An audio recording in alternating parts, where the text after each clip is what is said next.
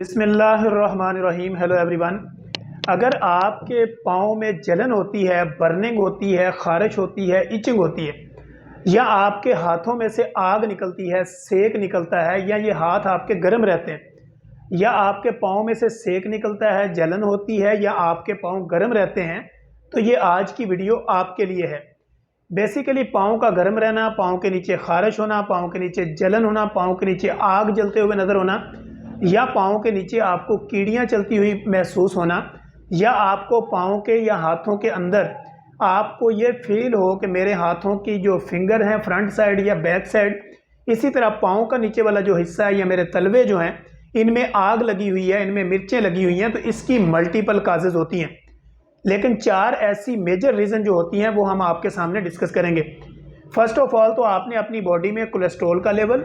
और अपनी बॉडी के अंदर अपनी शुगर का लेवल चेक करना होता है और अपने ब्लड प्रेशर को चेक करवाना होता है। नंबर 2 ये होता है कि आपकी बॉडी चूँकि इंसुलिन रेजिस्टेंट हो चुकी होती है,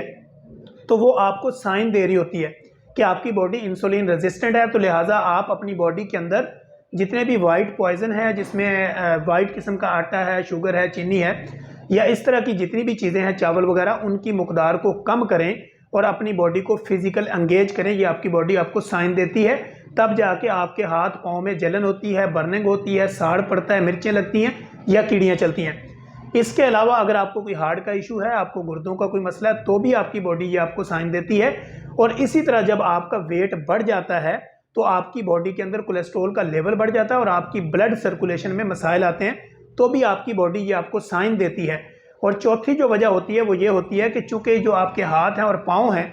ये आपके दिल से दूर होते हैं, तो जब आप अपनी बॉडी को फिजिकल एंगेज नहीं करते, यानी अपनी फिजिकल मूवमेंट नहीं करते और डाइट पैटर्न आपका चेंज नहीं होता, तो तब आपकी ब्लड सर्कुलेशन जो होती है वो यहाँ पे स्लो हो जाती है। और ऐसी कंडीशन में भी आपके हाथ पाँव सुन्न भी रह सकते हैं, इनमें बर्निंग भी हो सकती है, इनमें जलन भी हो सकती है और इनमें आग जलते हुए भी महसूस हो सकती है, यानी साड़ पड़ सकता है। अब इसको हल करने के लिए जब भी पेशेंट हमारे क्लिनिकल ट्रायल में रिपोर्ट होता है तो हम उसकी ब्लड इन्वेस्टिगेशन के अंदर हम उसकी फास्टिंग इंसुलिन को देखते हैं, लिपिड प्रोफाइल चेक करते हैं, RFT करवाते हैं, LFT करवाते हैं, CBC लेते हैं, सीरम कैल्शियम लेते हैं, आयरन चेक करवाते हैं और फिर सीरम B12 जो है वो हम उसका ये टेस्ट लेके तो फर्दर आगे बढ़ते हैं और उसका इलाज करते हैं।